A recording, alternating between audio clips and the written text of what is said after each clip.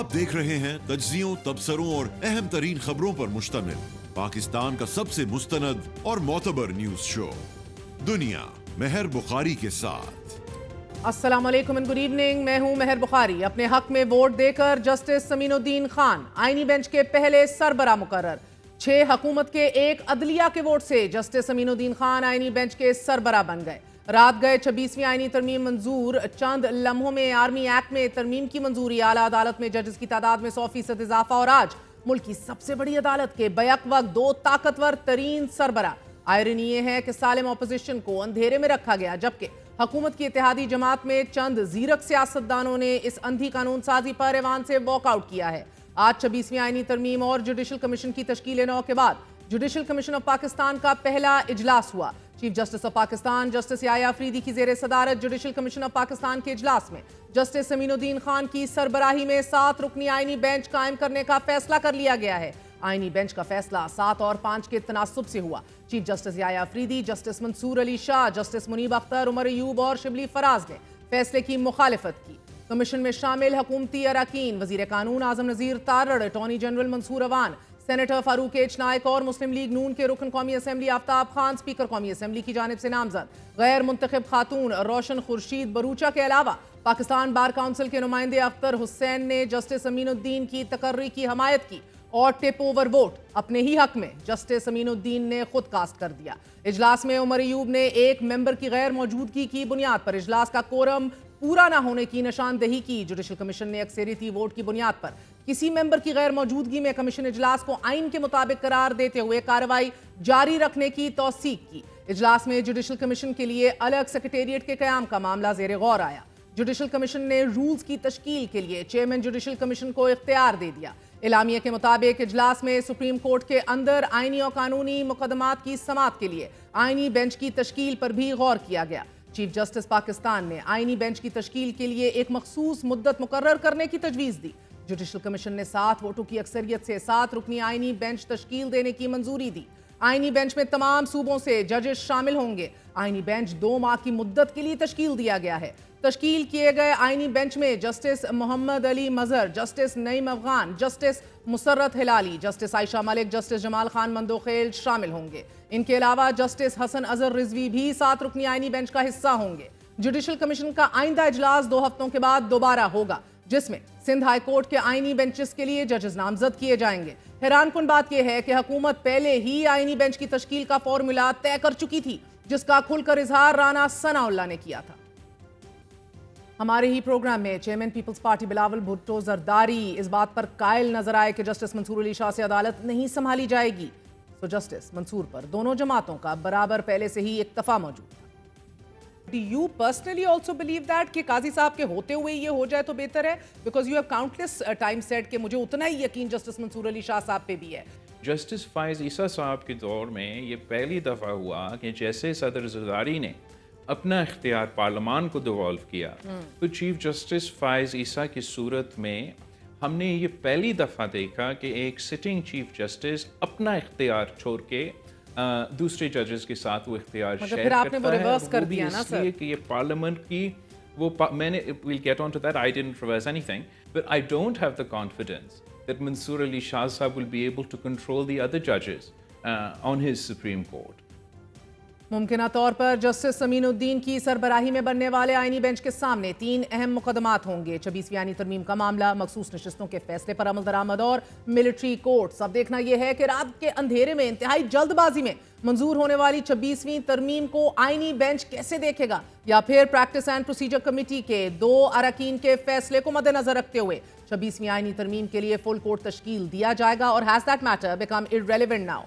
Chief justice याया अफरीदी 2 जज साहिबान के लिखे गए 2 खतूत और बतौर प्रैक्टिस एंड प्रोसीजर कमेटी मेंबरान के फुल कोर्ट तश्कील दिए जाने के फैसले पर खामोश हैं। लिहाजा ये भारी बोझ जस्टिस समीनुद्दीन के कांधों पर है। चीफ जस्टिस याया अफरीदी का मुस्तकबिल भी अब जस्टिस समीनुद्दीन खान की सरबराही में कायम 5 या 7 रुकनी बेंच के हाथ में आ गया है। 26वीं आइनी तरमीम के खिलाफ 6 दरख्वास्तों का फैसला भी यही आइनी बेंच करेगा। सुप्रीम कोर्ट के अंदर सुप्रीम कोर्ट कायम होने के बाद 2 कमिटीज कायम हो चुकी हैं। प्रैक्टिस एंड प्रोसीजर आईनी बेंचेस कमेटी की जिसकी सरबराही जस्टिस अमीनुद्दीन खान करेंगे, जबकि जस्टिस जमाल खान मंदोखेल और जस्टिस आयशा मलिक कमेटी के मेंबर होंगे। दूसरी committee practice and procedure committee, the original one, जिसमें चीफ जस्टिस याया अफरीदी, जस्टिस मंसूर अली शाह और अब जस्टिस अमीनुद्दीन खान शामिल हैं। गोया जस्टिस मुनीब अख्तर मुकम्मल तौर पर साइडलाइन और जस्टिस अमीनुद्दीन आईनी कमेटी के सरबरा, प्रैक्टिस एंड प्रोसीजर कमेटी का हिस्सा भी, जुडिशल कमीशन का मेंबर भी और आईनी बेंच के भी सरबरा बना दिए गए हैं। जबकि जुडिशल कमीशन में अब 5वें जज जस्टिस जमाल खान मंदोखेल होंगे। जस्टिस अमीनुद्दीन के आईनी बेंच का सरबरा बनने के बाद जस्टिस जमाल खान मंदोखेल भी कमीशन के रुकन बन गए हैं। आईनी बेंच के सरबरा जस्टिस अमीनुद्दीन खान पहले ही जुडिशल कमीशन के रुकन हैं। नई आईनी तरमीम के तहत आईनी बेंच के सरबरा के जुडिशल कमीशन के रुकन होने की सूरत में उनके बाद दूसरा सीनियर तरीन जज कमीशन का रुकन मुकर्रर हो जाएगा, which happens to be justice Jamal Khan Mandokhel साहब। सो justice Munib Akhtar practice and procedure committee से भी अलहदा और आईनी बेंच का हिस्सा भी नहीं है। जस्टिस मंसूर अली शाह अदालती बेंचों में मौजूद तो हैं मगर अकलियत में होंगे। मुल्क की सबसे बड़ी अदालत के 2 ताकतवर सरबराहान की मौजूदगी में मुकदमात का तयन कितना मुनसिफाना होगा, ये अहम तरीन नुक्ता है। एक अहम सवाल ये भी है कि प्रैक्टिस एंड प्रोसीजर कमेटी की हैयत बदलने से पहले किए जाने वाला 2 जज साहिबान का अहम तरीन फैसला नजरअंदाज क्यों किया गया। मुल्क की सबसे बड़ी अदालत के 2 सीनियर तरीन जज साहिबान, एक सीनियर प्यूनी जज justice Syed Mansoor Ali Shah and then justice Munib Akhtar ने 31 अक्टूबर को चीफ जस्टिस याया अफरीदी को supreme court practice and procedure act 2030 के तहत काम करने वाली कमेटी का फौरी इजलास बुलाने के लिए खत लिखा था। ताहम इसके बावजूद चीफ जस्टिस याया अफरीदी ने इजलास नहीं बुलाया, जिस पर 2 अरकान जस्टिस मंसूर और जस्टिस मुनीब ने जस्टिस मुनीब अख्तर के चेंबर में ही इजलास किया। कमेटी के दोनों अरकान ने अक्सरियत से फैसला किया कि 26वीं आईनी तरमीम के खिलाफ दरख्वास्तें 4 नवंबर को फुल कोर्ट में समाअत के लिए लगाई जाएं। ताहम आईनी दरख्वास्तों को लगने के लिए कोई कॉज लिस्ट जारी ही नहीं की गई।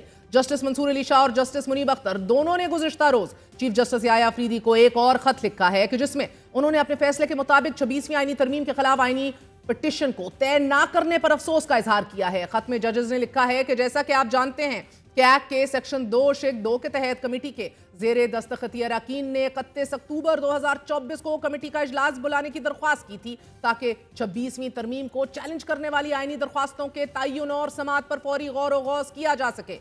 मामले की नज़ाकत को मद्देनजर रखते हुए कमेटी के फैसले के मुताबिक 26वीं आईनी तरमीम को चैलेंज करने वाली आईनी दरख्वास्तों को फुल कोर्ट के सामने रखा जाए और 4 नवंबर 2024 को समाअत के लिए मुकर्रर किया जाए। खत में मजीद लिखा गया है कि मज़कूरा आईनी दरख्वास्तों के मामले में 4 नवंबर को फुल कोर्ट की कोई कॉज लिस्ट जारी नहीं की गई, जिस पर कमेटी को गहरी तशवीश और अफसोस है। कमेटी का यह फैसला बरकरार है और इसका असर होगा, लिहाजा हम इस बात पर मजबूर हैं कि फुल कोर्ट के सामने मज़कूरा बाला आईनी दरख्वास्तों को रवा हफ्ते मुस्बत अंदाज में तय करें और इसके मुताबिक फौरी तौर पर कॉज लिस्ट जारी की जाए। खत के मुताबिक कमेटी के साबका फैसले के जरिए रजिस्ट्रार को 31 अक्टूबर के फैसले को सुप्रीम कोर्ट की वेबसाइट पर अपलोड करने की हदायत भी दी गई हैं, जबकि 26वीं आईनी तरमीम के खिलाफ अदालत में 6 दरख्वास्तें दी जा चुकी हैं और वकला का भी यह कहना है कि वो आईनी तरमीम कबूल करने के लिए हरगिज तैयार नहीं। वकला बरादरी फुल कोर्ट की तश्कील का मुतालबा कर रही है। वकला ने हरगिज 26वीं तरमीम को एक्सेप्ट नहीं करना। चीफ जस्टिस ऑफ पाकिस्तान उनसे ये अपील कर रहे हैं कि खुदारा वो जो हमने आपके सामने पिटीशंस डाली हैं 26वीं तरमीम की चैलेंज करने की, ये फुल कोर्ट बना के इसके सामने लगाएं। उसके बरक्स मौसूफ ने आज जो एक हम गैर आईनी समझते हैं जुडिशल कमीशन, उसकी मीटिंग कॉल कर ली। इसका मतलब है कि नीयतें कोई अच्छी नज़र नहीं आती। हमें नज़र आने लग गया, हम समझते शायद इसके आने के बाद वो कैदी फाइज हिस्सा से मामलात में तब्दीली आ जाए, लेकिन ये जो काम हुआ है जिसमें आज 2 जजेस का, सीनियर जजेस का जो ख़त मज़र आम पे आया है, उससे हमें सख्त किस्म की तशवीश है कि सुप्रीम कोर्ट का चीफ जस्टिस जो है वो मामलात को किसी और तरफ लेके जा रहा है। तहरीक इंसाफ ने मुद्दत मुलाजमत में तोसी के मामले को इदारों का अंदरूनी मामला मगर अदलिया पर होने वाले हमले की शदीद मजम्मत की है। सलमान अकरम राजा का कहना है कि हम अदालत में बनने वाली कमेटियों पर एतमाद करते और जमहूरियत को बादशाहत की तरफ दिखेला जा रहा है, जबकि अलीमा खान का यह कहना है कि इमरान खान ने कहा है कि कल जो कुछ असेंबली में हुआ ये जुल्म के निज़ाम को जायज़ करार दिया गया है। عمران خان نے آج کہا ہے جو کچھ اسمبلی میں ہوا ظلم کا نظام تھا اس کو کل قانونی حیثیت دے کے جائز کر دیا گیا ہے. ایک گینگ آف 3 ہے ایکسٹینشن مافیا. جب تک آپ سڑکوں پہ لاکھوں میں نہیں کھڑے ہوں گے اور یہ نہیں بتائیں گے یہ ایکسٹینشن مافیا کو اور یہ جو گینگ ہے اگر آپ ان کو نہیں بتائیں گے اس ظلم کے اندر ہی آپ کو بسنا پڑے گا. آرمی ایکٹ سے متعلق بل ملک کے وزیر دفاع نے نہ صرف پیش کیا بلکہ کھل کر دفاع اور دعویٰ بھی کیا ہے. تمام جماعتیں ان کے ساتھ کھڑی تھیں. سر اس میں JUI اور احمد ولی خان صاحب کو بھی اعتماد میں نہیں لیا گیا, وہ بھی کہہ رہے ہیں ہمارے لیے بھی سرپرائز تھا. نہیں, میرا خیال ہے احمد ولی کو اعتماد میں لیا گیا. اور سر پیپلز پارٹی آن بورڈ ہے ان تمام بلز میں. خواجہ محمد آصف نے اپنے ایکس بیان میں لکھا ہے کہ پہلی ایکسٹینشن 1957 میں وزیر اعظم فیروز خان نون نے commander in chief general Ayub کو دی. کم و بیش 20 سال کی توسیع آمروں نے خود کو دی. جنرل کیانی اور جنرل باجوہ نے سویلین حکومتوں سے 4 سال کی ایکسٹینشن لی. ہم نے آج افراد کو ایکسٹینشن دینے کے قانون میں ترمیم کر کے افراد کی بجائے ادارے کو مضبوط کیا ہے. مدت ملازمت میں توسیع بری فوج, ایئر فورس, نیوی تینوں اداروں پہ لاگو ہوگا.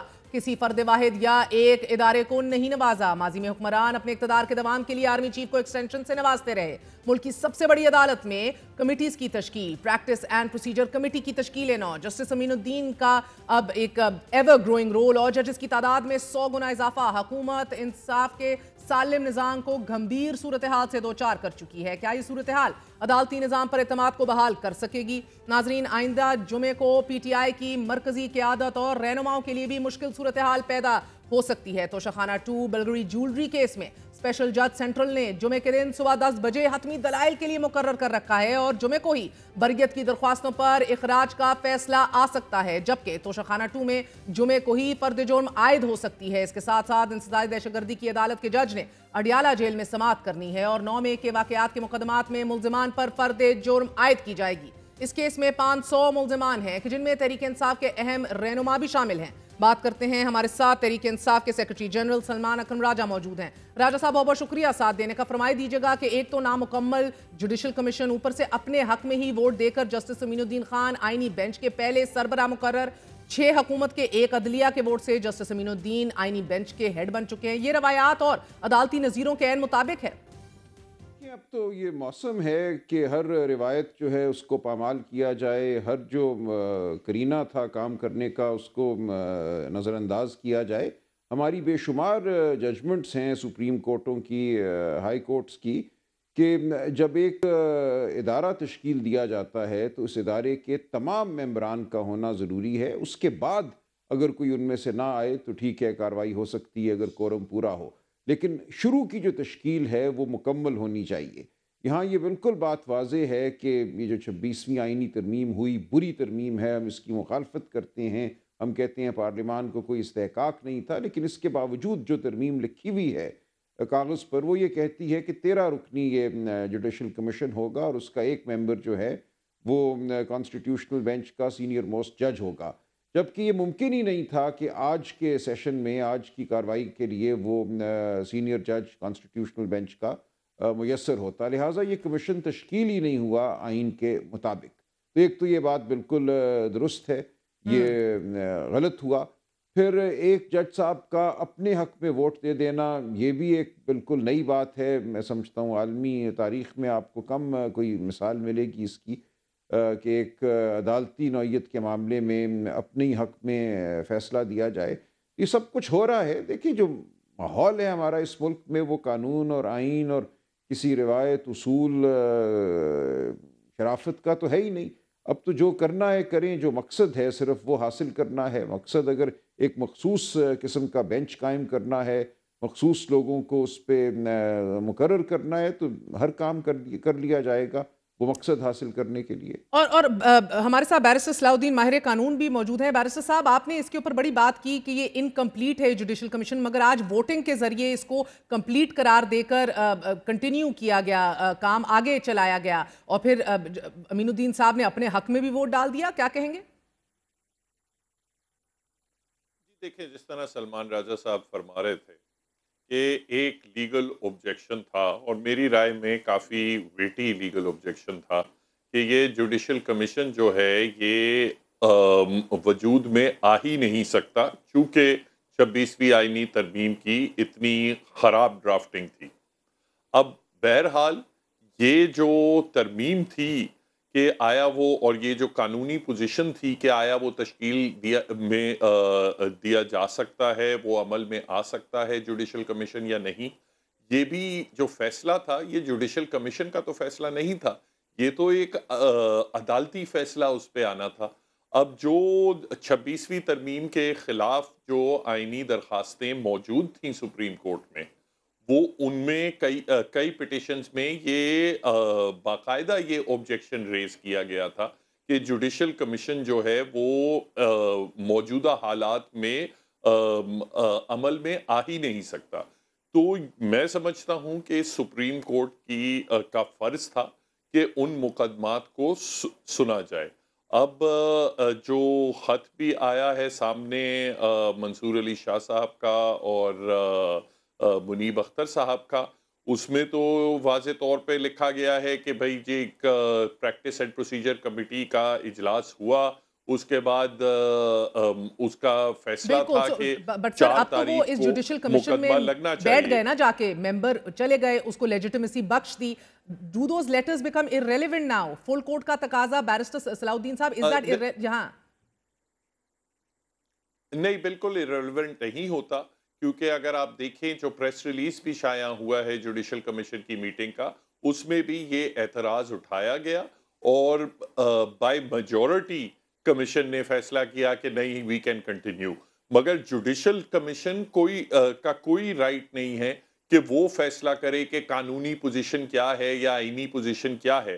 وہ فیصلہ جو تھا وہ سپریم کورٹ نے کرنا تھا، اور اصولاً میں سمجھتا ہوں چیف جسٹس صاحب کو جب پریکٹس اینڈ پروسیجر قانونی ان کا فرض یہ تھا کہ جب پریکٹس اینڈ پروسیجر کمیٹی کی میجورٹی نے کہا ہے کہ کیس لگنا ہے 4 تاریخ کو تو وہ لگنا تھا. انہوں نے نہیں کیا نا سر، اب یہی تو کہہ رہی ہوں نہیں کیا. نمبر 1 یو کین سے یہ غیر آئینی ہے کہ انہوں نے نہیں کیا. اب میں سمجھتا ہوں کہ سپریم کورٹ کو ہی اس کا جائزہ لینا چاہیے کہ آیا یہ جوڈیشل کمیشن کی جو کاروائی ہوئی ہے وہ آئین اور قانون کے مطابق ہوئی ہے. اس کی میری رائے میں سپریم کورٹ جو موجودہ ہے، دیکھیں آپ کسی باڈی سے اگر آئینی بینچ کی بات آتی ہے تو آپ جس قانون سے وہ آئینی بینچ کا وجود آیا ہے، آپ اسی بینچ کے سامنے یہ تو نہیں کہہ سکتے کہ آئینی جو ترمیم ہے وہ اس کو کالا دم قرار دیا جائے. وہ چیز تو جو ایگزسٹنگ کورٹ ہے وہی اس کا فیصلہ کرے گی. سر یہ سلمان اکرم راجہ سر بتائیے گا کہ جب میں پوچھتی ہوں کون سی سپریم کورٹ، آپ یہ دیکھ رہے ہیں supreme court with in supreme court کا بھی تذکرہ ہے. پریکٹس اینڈ پروسیجر آئینی بینچز کمیٹی ایک الگ کمیٹی آ گئی ہے جس میں جسٹس امین الدین، جسٹس عائشہ ملک، جسٹس جمال خان مندوخیل ہے، اور original practice and procedure committee جو ہے اس میں جسٹس یحییٰ فریدی، جسٹس منصور اور اب جسٹس امین الدین ہے. جوڈیشل سائٹ پر اختیارات کو دیکھتے ہوئے اگر آپ دیکھیں کہ کس کا زیادہ اختیار اور لیڈ رول ہے وہ تو جسٹس امین الدین کا ہے. اب کیا جسٹس امین الدین صاحب اب سپر چیف جسٹس بن گئے اسینشلی؟ یہی تو ہماری گزارش تھی کہ یہ بالکل یہ بینچ نہیں ہے. بینچ تو تب ہوتا جیسے کہ بھارت میں ہے کہ آپ سپریم کورٹ کے 5 یا 7 سینئر ججوں پر مشتمل ایک بینچ بناتے جس کی سربراہی چیف جسٹس ہی کرتے. یہاں پہ چیف جسٹس آف پاکستان ایک طرف رہ گئے، ان کے اختیارات محدود ہیں. اس آئینی بینچ کے جو اختیارات ہیں، اس کے جو اراکین ہیں اور اس کے جو اب صدر ہوں گے یا سینئر جج ہوں گے، اصل میں تو وہ ہیں پاکستان کی چیف جسٹس اگر آپ مجھ سے پوچھیں، کیونکہ تمام آئینی معاملات پہ ان کا اختیار ہے. ہم کوئی بھی اگر مقدمہ کرتے ہیں جس میں آئین سے انحراف کا معاملہ ہے تو وہ یہاں جائے گا. تو بالکل آپ ٹھیک کہہ رہی ہیں، یہ آئینی بینچ ایک طرح سے سپریم کورٹ ہے. اب تو بیرسٹر صلاح الدین صاحب اصل چیف جسٹس جسٹس امین الدین خان ہے، اب سلمان اکرم راجہ صاحب کہہ رہے ہیں اینڈ یو سینگ کہ اوریجنل سپریم کورٹ کو دیکھنا چاہیے یہ سب کچھ، مگر اسینشلی تو اب یہ سب کچھ جو ہے وہ امین الدین خان صاحب ہی دیکھیں گے. دیکھیں جو 26ویں ترمیم کے خلاف چیلنج ہے، ٹھیک ہے، وہ جو چیلنج ہے وہ میری رائے میں آئینی بینچ نہیں سن سکتی. وہ جو فل کورٹ ہے وہی سن سکتی ہے، کیونکہ آپ ایک باڈی جو ایک کریشن ہے اس لیجسلیٹو انسٹرومنٹ کا، آپ اس کے سامنے اس لیجسلیٹو انسٹرومنٹ کی ویلیڈیٹی آپ چیلنج نہیں کر سکتے، نہ ہی وہ اس کو سن سکتے ہیں. ٹھیک ہے. تو میری رائے میں باقی معاملات میں الگ پوزیشن ہو سکتی ہے، مگر جہاں تک 26ویں آئینی ترمیم کا معاملہ ہے اس کے خلاف چیلنج ہے. And with due respect sir, آپ کو within the superior judiciary کوئی ایک آنریبل جج ایسے دکھ رہے ہیں جو اس بات کو سمجھ رہے ہیں یا تسلیم کر رہے ہیں جو مدعا آپ پیش کر رہے ہیں، یا اس کے لیے سٹینڈ لے رہے ہیں؟ دیکھیں، جو منیب اختر صاحب کا اور منصور علی شاہ صاحب کا جو خط ہے اس میں تو انہوں نے یہی کہا کہ فل کورٹ کو یہ 26ویں ترمیم کے خلاف اصولی طور پہ تو ان کو آج جوڈیشل کمیشن میں نہیں بیٹھنا چاہیے تھا کہ جب تک فل کورٹ نہیں فیصلہ کرتا.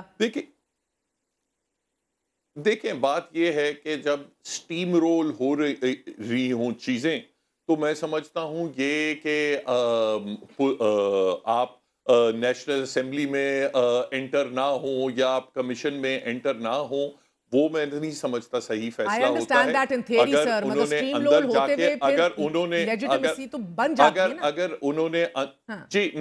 اگر اندر جا کے انہوں نے اگر مخالفت کی ہے اس چیز کی تو naturally we don't know the full details, مگر پریس ریلیز سے جو پتہ لگ رہا ہے وہ تو یہ ہے کہ جوڈیشل کمیشن کی کمپوزیشن پہ ہی objection اٹھایا گیا، مگر اکثریت نے کہا کہ ابھی اور کچھ اب دیکھیں نا، اب تو سر پریکٹس اینڈ پروسیجر کمیٹی میں جسٹس امین الدین آ گئے، جسٹس منیب صاحب تو نکال دیے گئے، تو اب تو میرا مطلب ہے کیا کر سکتے ہیں یہ لوگ؟ اقلیتی ووٹ ہو گیا آپ کا جسٹس منصور علی شاہ صاحب کا.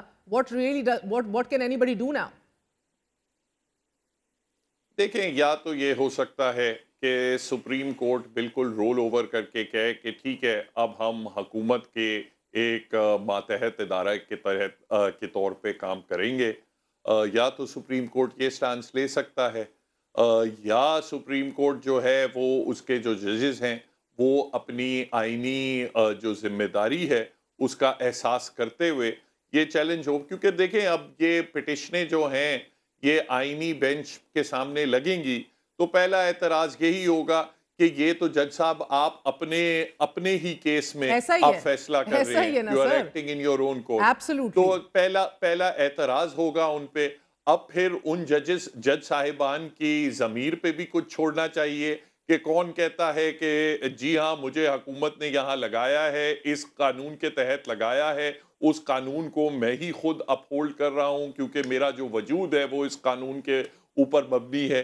تو یہ چیزیں اب آگے یہ جو میرا مدعا یہی ہے نا سلمان اکرم راجہ صاحب، یہ اب چیف جسٹس یحییٰ افریدی کا مستقبل اب جسٹس امین الدین خان صاحب کی سربراہی میں قائم 7 رکنی بینچ کے ہاتھ میں آ گیا. اب 26ویں آئینی ترمیم کے خلاف درخواستوں کا فیصلہ بھی یہی آئینی بینچ کرے گا. اب آپ انڈرسٹینڈ کریں سر، یہ مسئلہ ہمارا اتنا یونیک ہے. جسٹس امین الدین، جسٹس نعیم اختر افغان، جسٹس جمال خان مندوخیل، تینوں آنریبل ججز نے ان کے فیصلوں کی روشنی میں ہی حال ہی میں 26ویں آئینی ترمیم جو ہے وہ پاس کرائی گئی ہے. اہم کردار ادا کیا ہے اس فیصلے نے. 63A کا ریورسل جو ہے حکومت کو امبولڈن کر دیا اس نے. پھر 4 ماہ بعد بھی ہم نے دیکھا 12 جولائی کے ریزرو سیٹس کے فیصلے پہ آج تک عمل درآمد نہیں ہو سکا، مزید فیسیلیٹیٹ ہوئی حکومت. تو کیا ان ججز کی موجودگی میں 26ویں آئینی ترمیم کی ریڈریسل کی آپ جینوئن امید رکھتے ہیں؟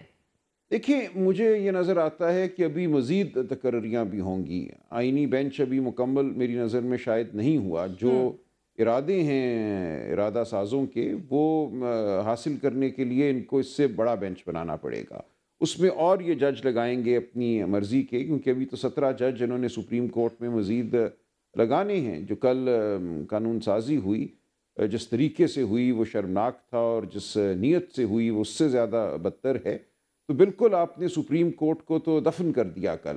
یہ مثال اس کی نہیں ملتی کہ ایک سپریم کورٹ میں آپ ایک ہی دن میں اس کی تعداد کو دگنا کر دیں. تو مقصد یہی ہے، دس از کورٹ پیکنگ ود وینجنس، یعنی کہ اپنی مرضی کی ایک عدالت قائم کی جائے. اس عدالت میں ان 15 ججوں میں یا 15+2 جو ایڈ ہاک جج ہیں، ان میں اگر کوئی جج تھا جو مقتدرہ کے خلاف، جو آئین اور حق کی پاسداری کے لیے کھڑا ہونے کو تیار تھا، جو آزاد منش تھا، اس کو اب بالکل ایک طرف کر دیا جائے گا. مزید جو جج لگائے جائیں گے، 17 جج صاحبان لگائے جائیں گے، وہ یہی 7 لوگ لگائیں گے جنہوں نے آج آئینی بینچ کے سربراہ کا تقرر کیا ہے. اور ظاہر ہے وہ حکومت اور مقتدرہ کی خواہش کے مطابق ہوں گے. تو میری نظر میں اب اس ملک میں آزادی جو ہے عدلیہ کی اور آئینی اقدار جو ہیں ان کو سہارا بنا کر کھڑا ہونے کی جو گنجائش ہے وہ بہت ہی محدود ہو گئی. تو راجہ صاحب ایک طرف بینیفیشریز ہیں، کانفلکٹ آف انٹرسٹ ہے، 26ویں آئینی ترمیم، جسٹس جمال خان مندوخیل تو اب خود ہی جوڈیشل کمیشن کا حصہ بن چکے ہیں. جوڈیشل ڈیوائیڈ اب اتنی مستحکم اور واضح ہو گئی ہے، تو کیا حکومتی سٹرینتھ بھی تو اسینشلی آپ دیکھ رہے ہیں 8 سٹرونگ دکھ رہی ہے. جن من پسند 17 ججز کی انڈکشن کا آپ ذکر کر رہے ہیں، نہ ہی وہ مشکل کام ہوگا، نہ ہی ایک نئی آئینی ترمیم لانا یا ایون جو اوریجنل آئیڈیا تھا کہ آئینی کورٹ بنا دیا جائے وہ لانا، اور آف کورس اس کو چیلنج بھی کریں گے، تو مسئلہ ہی کوئی نہیں ہے. جی ہو گیا نا، وہ تو کام اب ہو گیا. اب ان کو نئی عدالت بنانے کی ضرورت ہی نہیں ہے. یہ بینچ جو ہے در حقیقت ایک نئی عدالت ہے، ایک نئی متوازی نہیں بلکہ اس سے برتر، سپریم کورٹ سے برتر ایک عدالت ہے. اس کے لیے وہ نئے جج صاحبان کا اب کریں گے تعین. جو 17 اسامیاں پیدا کی گئی ہیں تو اب جو مرضی کریں، اس کے بعد جو مرضی آئینی ترمیم کریں، جو مرضی جو پہلے مقدمات ہوئے ہیں، ریزرو سیٹس کا معاملہ ہے، ملٹری کورٹس کا معاملہ ہے، اس میں بالکل اپنی مرضی کے فیصلے یہ لیں گے. اور یہی ہماری استدعا تھی جب ہم اس ترمیم 26ویں آئینی ترمیم کی مخالفت کر رہے تھے. مولانا کے پاس بھی، مولانا فضل الرحمان کے پاس بھی میں نے یہی مقدمہ پیش کیا تھا کہ اگر یہ ترمیم ہو جاتی ہے تو راستہ کھل جائے گا ہر قسم کی اور تباہی کا. سر آپ کو لگتا ہے ابھی بھی فل کورٹ کا تصور اپنی جگہ قائم ہے جس طرح ہم بات کر رہے تھے؟ بیکاز یہ پریکٹس اینڈ پروسیجر کمیٹی کا جو فیلئر رہا ہے کہ فکس کر سکے پینڈنگ پٹیشنز کو 26ویں آئینی ترمیم کے خلاف جو ہیں، یہ پٹیشن اسپیسیفکلی ان گراؤنڈز کے اوپر ہیں کہ جو جوڈیشل کمیشن کے وجود کو چیلنج کر رہی ہیں، کانسٹیٹیوشنل بینچز نہیں پروسیڈ کر سکتے. تو سپریم کورٹ کا ان کو نہ سننا اور ادر معمول کی کارروائی کے حوالے سے آگے بڑھنا، اس کو آپ ایبڈیکیشن کے طور پہ دیکھتے ہیں یا نہیں؟ جی وہ خط آپ پڑھ لیں جو جسٹس منصور علی شاہ اور جسٹس منیب اختر نے لکھا ہے، تو میری نظر میں یہی صورتحال ہے. تو ججز کمیٹی ڈیسیجن جو ہے وہ امپلیمنٹ اب ہو سکتی ہے یا ریلیونٹ ہو گئی ہے؟ یہ بھی بتا دیجئے. وہ خط تو ہے موجود مگر اب یہ آئینی بینچز بھی بن گئے.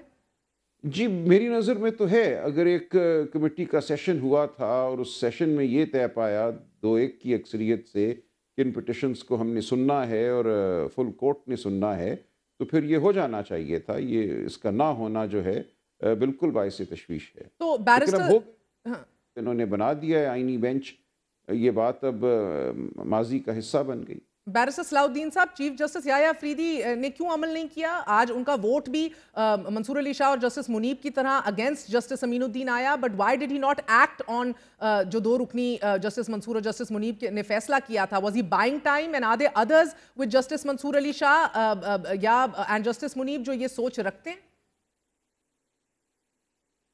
اب میں تو نہیں کہہ سکتا کہ یحییٰ افریدی صاحب نے کیوں کیا یا نہیں کیا، وہ تو چیف جسٹس صاحب بھی بہتر جانتے ہیں.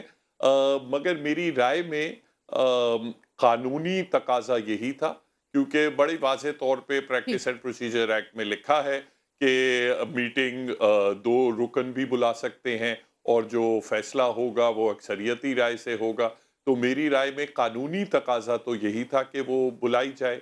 مگر فل کورٹ اوائڈ کرنا میں سمجھتا ہوں وہ اس سے یہی ہوتا ہے کہ شاید اور بھی جج صاحبان کا یہ ویو ہو.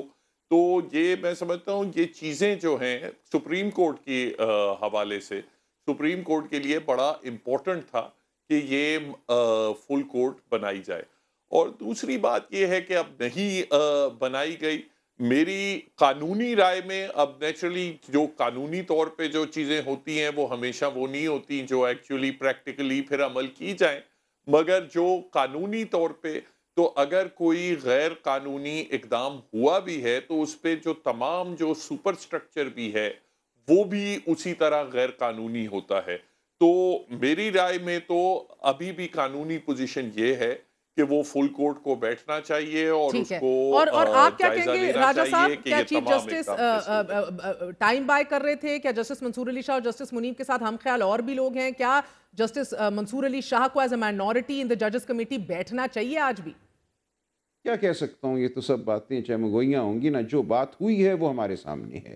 نیت کیا ہے، آئندہ کیا ہوگا تو میں نہیں کہہ سکتا، لیکن this is what has happened، یہ تو ہمیں پتہ ہے نا. But sir, I just don't also understand کیا یہ lack of unity اور confusion within the Supreme Court کیا singularly اس کو सुप्रीम कोर्ट को ही नहीं ब्लेम करना चाहिए for the conditions as they are today? ये देखिए, ये जो लैक ऑफ यूनिटी है, ये जो तकसीम है, ये तो बहुत अरसे से चल रही है ना।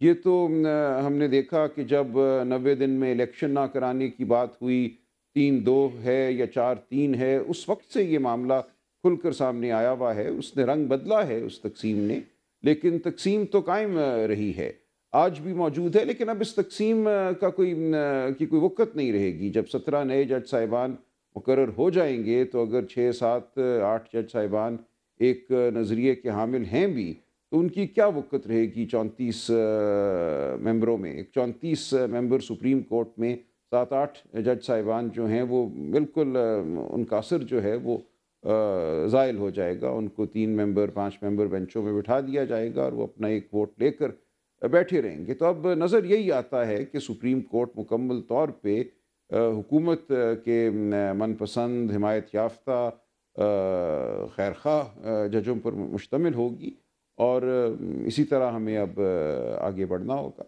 And last question barrister Salauddin साहब, जस्टिस मुनीर मलिक साहब सीनियर वकील कहते हैं स्टैंड लें, उठ खड़े हों, जुडिशरी लीड करे इसे। इसी तरह एतजाज एहसन साहब कहते हैं कि with in the judiciary stand लेना होगा। None of that is happening sir.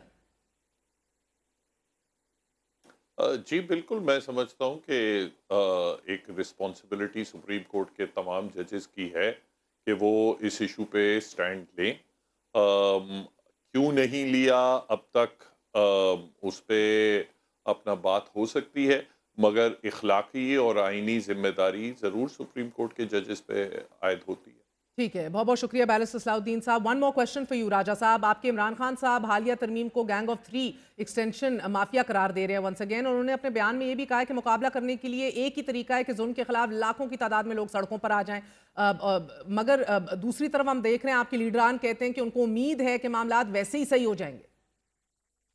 देखिए, हो सकता है कुछ लोग ये समझते हों, लेकिन जो इमरान खान साहब का मौक़िफ़ है मैं उसकी तायीद करता हूँ।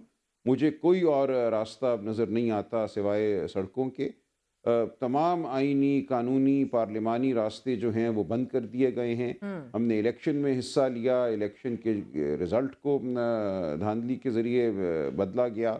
एक ऐसी पार्लिमान बनाई गई जिससे यही कुछ कराना था, वो तमाम काम अब कराए जा रहे हैं एक पार्लिमान से जो ख़ुद उन बुनियादों पर खड़ी है जो गैर कानूनी, गैर आईनी हैं।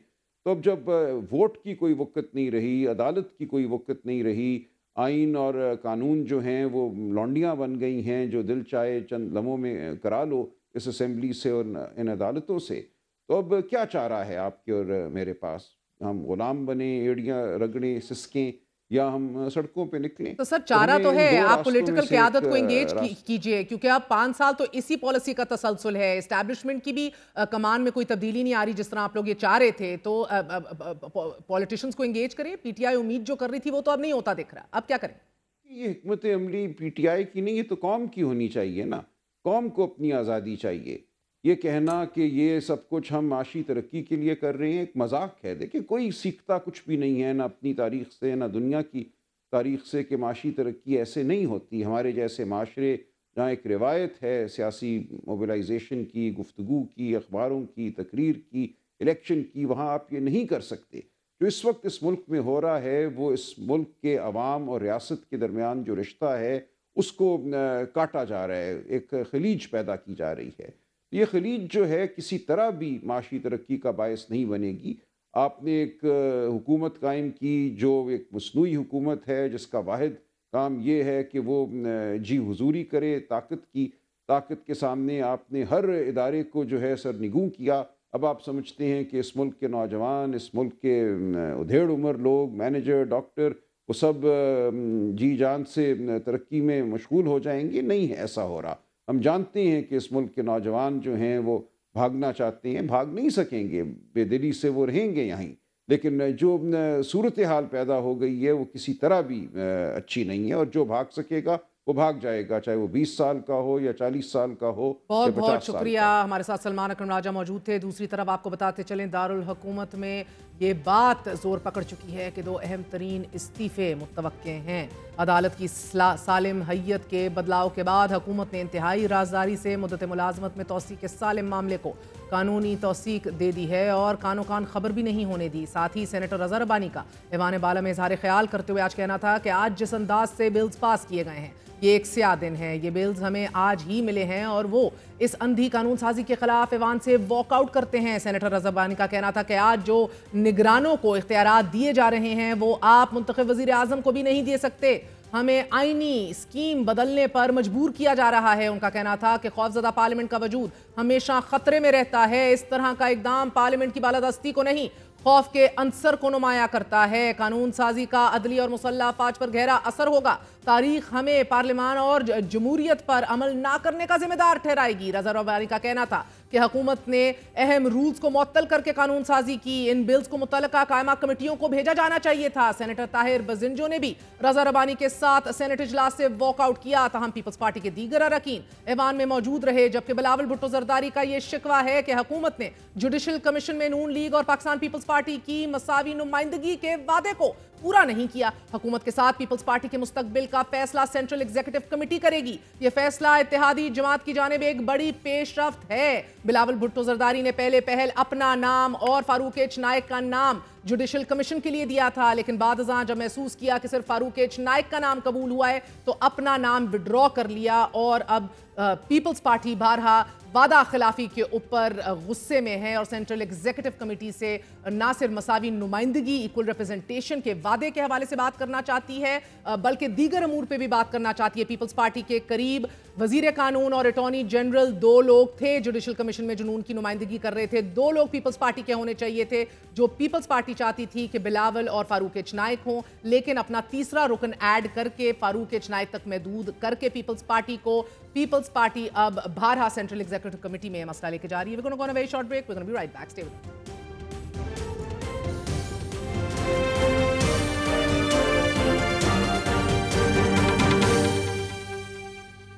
اس وقت پوری دنیا کی نظریں امریکہ کے صدارتی الیکشن پر ہیں کہ جہاں سابق صدر ڈونلڈ ٹرمپ اور نائب صدر کمالا ہیرس کے درمیان سخت مقابلہ متوقع ہے، جہاں 7 کروڑ 89 لاکھ افراد پہلے ہی اپنا ووٹ کاسٹ کر چکے ہیں، جبکہ اس وقت امریکیوں کی نظریں ان 7 ریاستوں پر مرکوز ہیں جنہیں عرف عام میں سوئنگ سٹیٹس کہا جاتا ہے: Arizona, Georgia, Michigan, Nevada, south Carolina, Pennsylvania اور وسکونسن پر مشتمل یہ سوئنگ سٹیٹس فیصلہ کریں گی کہ آئندہ 4 سال کے لیے وائٹ ہاؤس کا باسی کون ہوگا۔ ڈیموکریٹ پارٹی کی طرف سے کمالا ہیرس جبکہ ریپبلکن پارٹی کی جانب سے ڈونلڈ ٹرمپ کو میدان میں اتار دیا گیا ہے اور آج شروع ہونے والی ووٹنگ کے مکمل نتائج کا اعلان ہونے میں 2 سے 3 دن کا وقت درکار ہو سکتا ہے۔ سن 2020 میں صدارتی الیکشن 3 نومبر کو ہوا تھا، مگر امریکی ٹیلی ویژن چینلز نے 7 نومبر تک جو بائیڈن کی جیت کا اعلان نہیں کیا تھا۔ البتہ نتائج آنے کے ساتھ ساتھ کسی ایک امیدوار کی جیت کا اندازہ ضرور لگایا جا سکتا ہے، لیکن اس بار دونوں صدارتی امیدواروں کے درمیان مقابلہ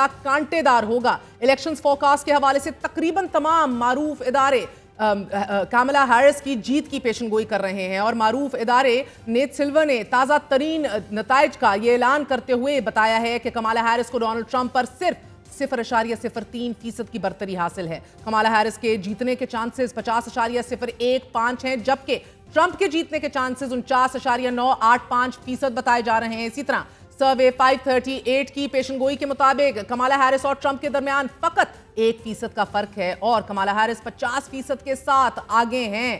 اس کے علاوہ اپسوس کے مطابق کمالا ہیرس کو ٹرمپ پر 2% کی برتری حاصل ہے۔ ہیرس ایکس اور فوربس پولز کو دیکھ لیا جائے، ان کی پیشن گوئی کے مطابق تو ٹرمپ کے جیتنے کے چانسز 49% بتائے جا رہے ہیں، جبکہ ہیرس کو 48% ووٹرز کی حمایت حاصل ہے۔ اگر سوئنگ سٹیٹس میں سرویز اور پیشن گوئیوں کو دیکھا جائے تو ناظرین کمالا ہیرس کو مشیگن، وسکونسن اور پینسلوینیا، جبکہ ڈونلڈ ٹرمپ کو نارتھ کیرولینا، جارجیا، ایریزونا اور نیواڈا میں برتری حاصل تھی۔ مگر یہاں دلچسپ بات یہ ہے کہ امریکی الیکشنز میں زیادہ ووٹ لینے کے باوجود ٹرمپ یا ہیرس ہار بھی سکتے ہیں اور اس کی وجہ صرف یہ ہے کہ امریکہ کا الیکٹرل کالج سسٹم ہے جس کے تحت حتمی نتائج کمپائل کیے جاتے ہیں۔ امریکہ کے الیکٹرل کالج سسٹم کا جائزہ لیا جائے تو آپ کو بتاتے چلیں کہ بیلٹ پیپرز پر صدر یا نائب صدر کے نام ہوتے ہیں، مگر در حقیقت ووٹرز जब पोलिंग स्टेशंस पर पहुंचते हैं, वोट डालते हैं, तो वोट एक ग्रुप या फिर एक इलेक्टर्स को दिया जाता है। वोटिंग का अमल मुकम्मल होने के बाद मुल्क भर में इलेक्ट्रल कॉलेज के तमाम 548 सरकान अपनी अपनी मुतल्लिका रियासतों के दारुल हुकूमत में इकट्ठे होते हैं और फिर जीतने वाले का तयन किया जाता है। उम्मीदवारों की ये कोशिश होती है कि स्विंग रियासतों यानी कि वो रियासतें कि जहां वोटर्स किसी भी जमात के हक में वोट कास्ट कर सकते हैं, उन पर तवज्जो मरकूज की जाए। फिर इलेक्टर्स यानी कि सदर को मुंतखब करने वाले सियासतदान मकामी सतह पर पार्टी ओहदेदार या सरबरा होते हैं। सियासी जमात के वफादार इलेक्टर्स अवामी वोटों से जीतने वाले उम्मीदवारों की हमायत के पाबंद होते हैं। सदर मुंतखब होने के लिए हर इलेक्टर के लिए ये लाजमी है कि वो इलेक्ट्रल कॉलेज के 538 अरकान में से कम एटलीस्ट 270 वोट हासिल कर ले। जहां हम देख रहे हैं कि the big celebrities, the big names, Elon Musk, Mick Johnson, Jeff flake और रॉबर्ट कैनेडी जैसी शख्सियात डोनाल्ड ट्रंप की हमायत कर रहे हैं। वहीं बिल और Hillary Clinton, Gavin न्यूज़कॉम, Josh Shapiro, fill Murphy, Elizabeth Warren और इसी तरह अलेक्जेंड्रीना कॉर्टेज ने भी अपनी हमायत कमाला हारिस के पलड़े में डाल रखी है। वहीं शायद अमेरिका में ये पहली बार 2/3 से ज़ायद अमरीकी वोटर्स का ये ख्याल है कि अमेरिका में democracy, the health of democracy, जमहूरियत खतरे में है। न्यूयॉर्क टाइम्स और सिएना कॉलेज के इश्तराक से होने वाले अवामी सर्वे में ये बात सामने आई है कि अमरीकी हुकूमतें आम लोगों की नुमाइंदगी करने में नाकाम हुई हैं और अवाम का दोनों जमातों पर एतमाद खत्म हो रहा है। सर्वे में इस सवाल का जवाब भी नहीं दिया गया कि इस सूरत हाल का जिम्मेदार कौन है, लेकिन गुज़िश्ता रोज तक जारी रहने वाली इलेक्शन कैंपेन के दौरान वाज़ेह तौर पर यह देखा जा सकता था कि डोनाल्ड ट्रंप अपनी तकरीर में अपने मुखालिफिन पर जबरदस्त हमले कर रहे थे और कमाला हैरिस की तकरीर में का तमाम तर महवर जो है वो ट्रंप की कामयाबी अमेरिका को फैशिज्म की जानिब धकेल देने की बात कर रही थी। इसी हवाले से द गार्डियन ने अपने तज्जिए Trump actually a fascist and why does the answer matter इसमें लिखा है कि माहिरीन के मुताबिक अभी इस सवाल का जवाब देना थोड़ा मुश्किल है, लेकिन अगर डोनाल्ड ट्रंप की इलेक्शन कैंपेन को ही देख लिया जाए तो इसमें ऑटोक्रेटिक सिंपथीज और पॉलिटिकल क्वालिटीज की झलक मिलती है कि जो फैशिस्ट तहरीकों में भी नुमाया तौर पर देखी गई है। नाज़रीन, येल यूनिवर्सिटी के मारूफ professor of how fascism works and erasing history, how fascists rewrite the past to control the future के मुसन्निफ जो हैं जेसन स्टैनली, उन्होंने गार्डियन से बात करते हुए ये कहा है कि फस्तायत की इससे बेहतर मिसाल इस वक्त नहीं दी जा सकती। स्टैनली ने मजीद ये कहा है कि ट्रंप और जो लोग इसके पीछे हैं उन्होंने अमरीकियों को वाज़ेह पैगाम दे दिया है कि वो अपने सियासी मुखालिफिन पर ना सिर्फ भारी जुर्माने करेंगे बल्कि उन्हें जेलों में डालने के साथ साथ उन्हें मजबूर कर देंगे कि वो मुल्क छोड़ जाएं। ट्रंप ने यह भी वादा किया है कि वो अपने हमायतियों से पूरी अमरीकी सरकार को रिप्लेस कर देंगे। जेसन स्टैनली के अलावा व्हाइट हाउस में ट्रंप के चीफ ऑफ स्टाफ रहने वाले जॉन केली का यह भी मानना है कि उनका साबिक बॉस जो है वो फैशिज्म का अमली नमूना है। उनके अलावा अमेरिकन यूनिवर्सिटी में तैनात डॉक्टर ब्रायन ह्यूग्स ने यह कहा है कि फस्तायत एक प्रोसेस का नाम है कि जो तवील अरसे जारी रहता है और ट्रंप हिटलर और मुसोलिनी के नक्शे कदम पर चलते हुए वैसे ही कर रहे हैं कि जैसे उन दोनों ने ताकत और इक़्तिदार के हमले के हसूल के लिए किया था। गार्डियन में लिखे गए इस तवील मजमून में मुतअद्दिद मिसालों से ये बताया गया है कि डोनाल्ड ट्रंप अगर मुंतखब हो गए तो दुनिया हिटलर और मुसोलिनी को भूल जाएगी।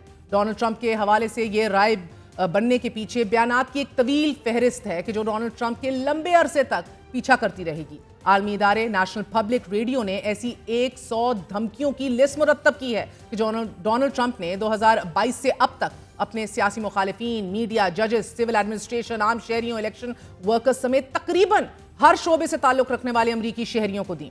नायब सदर कमाला हैरिस के बारे में डोनाल्ड ट्रंप ने कहा कि अगर वो जीत गए तो हैरिस के खिलाफ मुआखजा करेंगे और उन्हें प्रोसिक्यूट करेंगे। इसी तरह डोनाल्ड ट्रंप ने जो बाइडन और उनके खानदान को भी तारीख का करप्ट तरीन सदर करार दिया। इलेक्शन मुहिम के दौरान मुतअद्दिद बार ट्रंप मुखालिफिन को the enemy from with in करार देते हुए उन्हें तंकीद का निशाना बनाते आए हैं, मगर 2 दिन कबल ही अमरीकी रियासत मिशिगन में खिताब करते हुए डोनाल्ड ट्रंप ने अपनी सियासी मुखालिफ कमाला हैरिस की हमायती और डिक चेनी की बेटी लिज चेनी को तजलील और धमकियां मेज लहजे में कहा कि मैं डिक चेनी को कसूरवार नहीं ठहराऊंगा। उसकी बेटी लिज चेनी बहुत ज्यादा बुद्धू है और वो एक अहमक औरत है और अगर उसे बंदूक पकड़कर 9 जंगजुओं के सामने खड़ा कर दिया जाए तो उसे कैसा महसूस होगा। ट्रंप के इस बयान को अमेरिकी मीडिया और लिज चेनी को फायरिंग स्क्वाड के सामने खड़ा करने के मुतरादिफ करार दिया गया। यही नहीं, डोनाल्ड ट्रंप ने 22 सितंबर 2023 को एक ट्वीट करके अमेरिकी फौज के साबिक joint chief of staff general mark मिली को चीनी अफसरान से राब्ता करने के तनाजुर में धमकी देते हुए ये लिखा कि ये एक इंतहाई घिनौना फेल है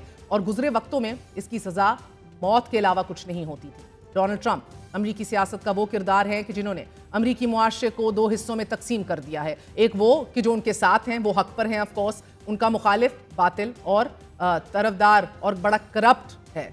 so it's very polarised society today. जहां दुनिया भर की नजरें अमरीकी इलेक्शंस पर आज मरकूज हैं, वहीं तकरीबन तमाम माहिरीन मुत्तफिक हैं कि ट्रंप के लिए इन वादों पर अमल करना भी इतना आसान नहीं होगा कि जितना वो समझ रहे हैं। हम कुछ आलमी तनाज़ात की मिसालें भी आपके सामने रखते हैं। इस वक्त दुनिया में दो बड़ी जंगें लड़ी जा रही हैं। पहली रूस और यूक्रेन जंग, और दूसरी इजराइल के हमसाये ममालिक के खिलाफ जारियत and the genocide which is going on their. और इन दोनों जंगों में अमरीकी रियासत का मौक़िफ़ वाज़ेह है। रिपब्लिकन हो, डेमोक्रेट हो, दोनों इजराइल की जारियत को दुरुस्त और हमास और दीगर ग्रुपों की जवाबी कार्रवाइयों को गलत समझते हैं। इसी तरह ट्रंप और कमाला हैरिस दोनों रूस का खित्ते में असर और रसूख कम और नेटो किरदार बढ़ाने की बात करते हैं। कुछ माहिरीन के मुताबिक जो बाइडन की निस्बत डोनाल्ड ट्रंप फलस्तीनियों के लिए ज्यादा खतरनाक साबित होगा, क्योंकि ट्रंप के दामाद जैरेड कुशनर भी और नेतन्याहू दोनों का मौक़िफ़ एक ही है, और वो फलस्तीन मसले के हल के लिए हमास का मुकम्मल खात्मा चाहते हैं, और इसके लिए कितनी ही ज़्यादा जानों को क्यों ना ज़ाया करना पड़े। नाज़रीन, आलमी जराइद के मुताबिक दुनिया ट्रंप का चेहरा देख चुकी है, मगर अभी कमाला हैरिस का असल चेहरा बयानात के पीछे छुपा हुआ है। माहिरीन के मुताबिक अगर ट्रंप दूसरी बार इलेक्शन हार गए तो उनके हामी इसी तरह रिएक्ट करेंगे कि जैसे 2020 में कैपिटल हिल पर हमले की सूरत दुनिया भर ने देखा था। जबकि कुछ माहिरीन का यह कहना है it's not that easy now, अब ऐसा नहीं होगा, क्योंकि कैपिटल हिल हमले पर तहकीक करने वाली कमीशन ने अपनी हतमी रिपोर्ट अभी जारी करनी है, और जब तक वो हतमी रिपोर्ट जारी नहीं होती डोनाल्ड ट्रंप ऐसा कोई इकदाम नहीं उठाएंगे। यही वजह है कि शायद अमरीकी तारीख में पहली बार व्हाइट हाउस के बाहर धाती चादरों से बनी हफाजती दीवार खड़ी कर दी गई है, और अब अगले 2 से 3 दिन में यह वाज़ेह हो जाएगा कि कौन दुनिया का मकबूल तरीन शख्स होगा। That's it for tonight. Good night. Allah Hafiz.